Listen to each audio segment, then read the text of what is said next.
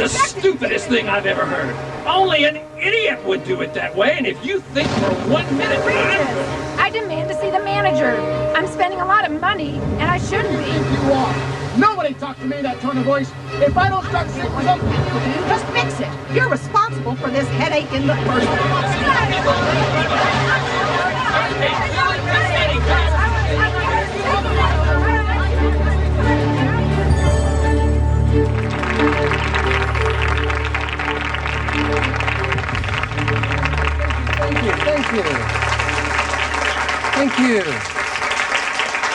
Thank you and welcome. My name is Bill Crawford, and here today we're going to talk about conflict, resolving conflict, dealing with conflict, moving from chaos to calm. Or, put another way, dealing with difficult people versus them dealing with you. I don't know, anybody ever dealt with any difficult people? They're everywhere, aren't they? It's amazing. I don't know. And have you noticed how chaotic it can be in this sense? So another way we could look at this is dealing with conflict without losing your head. Because I think it's fair to say that when we find ourselves in conflict, we often might lose our head. We'll say something we really didn't mean, we'll do something we wish we didn't do, or we really won't say what needs to be said. So today we're going to look at conflict from three perspectives. Number one, what are the underlying causes of conflict? How can a simple disagreement turn so quickly into what seems like a vicious cycle that almost seems to feed off of itself? Number two, when you find yourself in the middle of a conflict, how can we deal with that person in a way that not only resolves the conflict, but actually taps into their internal motivation to hear what we have to say as valuable? And number three, how can we interact with people more proactively in the beginning to actually diffuse conflict before it starts? Now, I'm going to be talking about difficult people today because I'm going to assume that everybody out here is probably pretty good at dealing with normal people, right? I mean, folks that are willing to sit down with you and have a normal conversation, even when there's a disagreement. If someone's willing to sit down with us, we're probably pretty good at that. It's that difficult person, isn't it? It kind of gets under our skin. So here's what I'd like you to be doing. Start thinking of the adjectives you would use to describe any difficult person you have ever encountered, right? Now, this may not be the adjectives you would actually say to their face, okay? I mean, but way deep down in the pit of your stomach, you know, when you're dealing with this person, think of the adjectives you might be using. If you're like most of us, you think of them as rude, obnoxious, loud, arrogant, demanding, rigid, crazy, and we could probably spend the rest of our time together making this list, couldn't we? So here's what I'd like for you to do. I'd like for you to imagine in your mind that this represents all of the difficult people you've ever encountered. So if you had some adjectives that aren't on this list, just imagine they are, and it will work.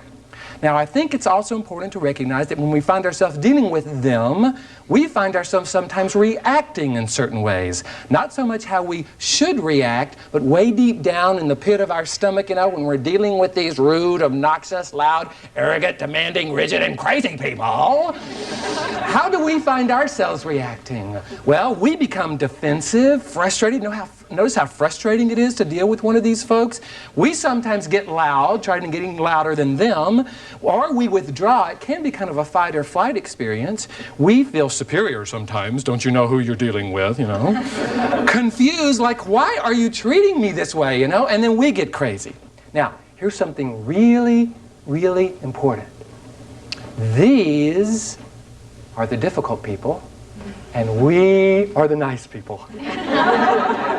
Now, why would I say that they're the difficult people and we're the nice people when it kind of looks like we're doing the same thing?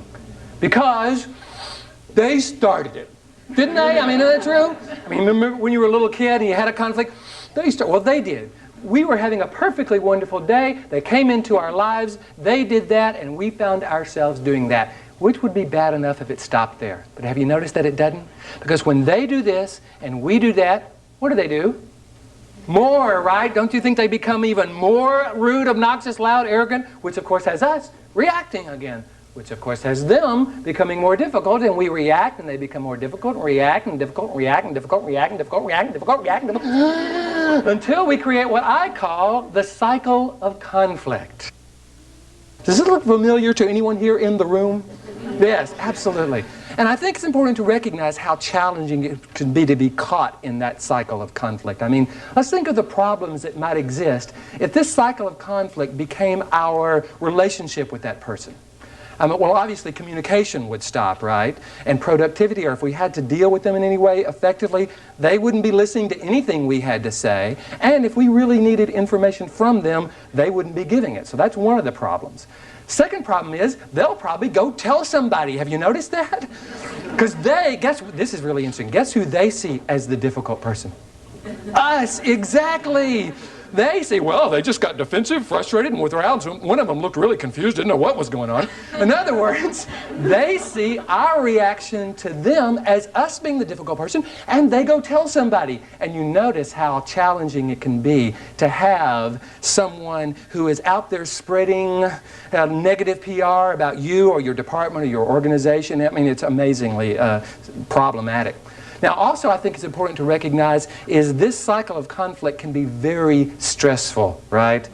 This is my second PBS special. The first one was called All Stressed Up and Nowhere to Go. And in speaking to dealing with stress, a lot of people talked about how difficult people really were problematic in their lives and created a lot of stress. I mean, just imagine this. You're sitting in your office or your home or you're being just fine, and all of a sudden this person comes into your life and they're all upset and they're all difficult. You're fine for a while, but all of a sudden you seem to catch it, right? And all of a sudden you're doing this, and they could even leave the room and you're still doing it, you know? And then someone else will come in and say, excuse me, you go, what do you want? In other words, we can take this into our next encounter with our significant other or, you know, our colleague or our coworker, or again, we save it up and take it home, right, where we kick the dog or something like that. So we got to do something about this stressful experience here. Matter of fact, there's a really nice quote about how resentment plays a role in this. It says, resentment is like taking poison and waiting for the other person to die. Isn't that true? I mean, they have no clue that it's happening, right? I mean, they're away somewhere, but that poison is actually eating us up inside. So we really got to change the situation. So in changing it, we've got to recognize that if we stay caught in the cycle of conflict, it won't work. Let's look at change for a moment. Here's what I'd like for you to do. Look around you and become part of a pair and have one of you be A and the other B. Figure out who you are, A or B. A's. Could I see all the A's in the room, by the way? A's, A's, A's, A's, A's, A's, A's. Now, A's, here's what I want you to do. Now, don't do it yet, but when I ask you to, A's, I want you to make a fist as tight as you can. Now, don't hit anybody with it, you know. Just make your fist. Okay, B's, could I see your hand? B's, B's, B's, B's, B's, B's, B's. Okay, B's, good. B's, here's what I want you to do, B's. I'm going to give you 20 seconds, B's, to get A to open their fist any way you can. A's, make your fist as tight as you can. B's, you have 20 seconds. Go! That's great. 10, 9, 8, 7, 6, 5, 4, 3, 2, 1. Okay. Y'all are having much too much fun with this exercise, I think. Okay, let me find out how many people actually got your partner to open their fist and the techniques you used. How many actually got your partner? About 10%. Okay, that's pretty normal. Let me find out the techniques you used. How many of you used the tickle technique? Anybody? Yes, tickle technique. That's always a lot of fun. How many of you used the bribe technique? Anybody try the bribe technique? Yes, that's a very popular one. Now, did anybody try the bribe technique and it not work?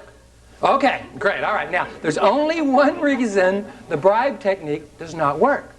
Not enough money, right? I mean, pull out $500, that hand's going to fly right open. Now, I'm not suggesting that we should bribe or pay difficult people to be nice to us. I'm just wanting you to know that when you have used the bribe technique successfully, here's what you've actually done. You've tapped into their internal motivation to hear what you have to say as valuable to them. Going to use that later on. File that in the back of your mind. How many of you used the force and pain technique? I saw a lot of that, yeah. That was it. By the way, that is the most popular technique. And let me show you the result of that. Everybody make a fist as tight as you can. Tight, tight, tight. Now, if someone were to come along and actually try to force your fist open, what would your reaction be? Tighter. Ooh. Are you saying that whenever we try to force someone to change, what we're actually doing is motivating them to resist us even more? Ooh. I call this the lesson of the fist. The lesson of the fist may be one of the most important things you're going to hear about dealing with difficult people. The lesson of the fist says that whenever we try to force someone to change, they will either resist us or resent us or both, and as a result become more motivated to defend their position. And I think that is so important to recognize. Now, we got to deal with this situation, but we can't deal with it by trying to change them first. So what do? I suggest we raise our awareness of what's really going on here. There's a great quote that speaks to that. By Albert Einstein, it says, "Problems cannot be solved at the same level of awareness that created them." That's important because I think when we're caught in the cycle of conflict, that's what we're trying to do. We're almost trying to solve the problem at the same level of awareness that created them, i.e., we think they made us mad, they think we made them mad, here we go. So what we're going to do is actually raise our awareness of what's really going on here. Now, a lot of people think it is the facts or what happens to us that actually causes our experience of life. I'm going to suggest, however, it's not so much the facts. The facts do play a role. They are actually filtered through our beliefs, and it is our beliefs that create our experience of life. Let me give you an example. You know, a long time ago, most of the people on the planet believed that the world was flat, right? Now, the facts were, of course, the world was round, but everybody believed it was flat. Now, when a ship sailed out and didn't come back, what did they think? Fell off the edge of the earth. You see, our beliefs create our interpretations, or how we give meaning to whatever it is we see. A lot of times our interpretations are much more congruent with our beliefs than they are with the facts. So, they believed the world was flat. Ship sailed out too far, must have fallen off the edge of the earth. They would expect, therefore, that if another ship sailed out too far, it too would fall off the edge of the earth, right? Our beliefs and interpretations create our expectations, what we expect to happen next.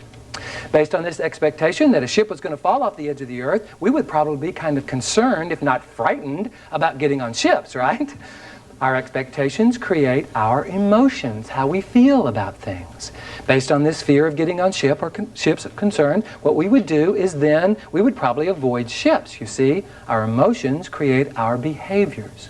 And what we would think, because we had avoided ships based on this belief that the world is flat, is that, see, we are safe. Because we know the world is flat, I'm not getting on a ship, and therefore our behaviors, emotions, expectations, interpretations then go to reinforce our beliefs. So, once we have established how powerful our beliefs are, let's look at what beliefs are underlying the cycle of conflict. Let's look at them first. Now, I think it's important here to recognize we're going to be talking about two types of difficult people. There is the acutely difficult person, and there's the chronically difficult person. Now, the acutely difficult person is probably like us, right? And we've all been there. Something bad happened. We got yelled at. We had a flat tire, and we just kind of snapped at people. We became that acutely difficult person.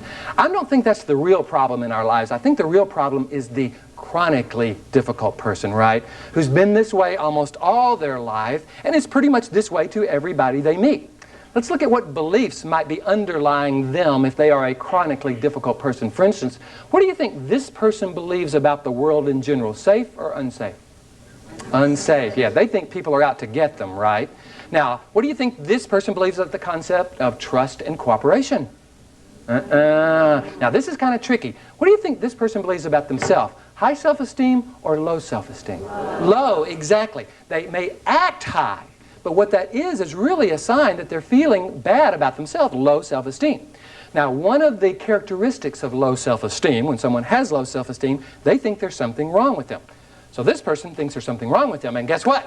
We agree with them, don't we? Tell you, yes sir, there's something wrong with you, which may not be working for us, you see, because if we react to them in a way that reinforces their beliefs about the world, that the world is an unsafe place, that people are out to get them, and that trust and cooperation are dangerous, and that there's something wrong with them, if our behavior, our reaction reinforces those beliefs, we are reinforcing the very behavior we're trying to get them to change.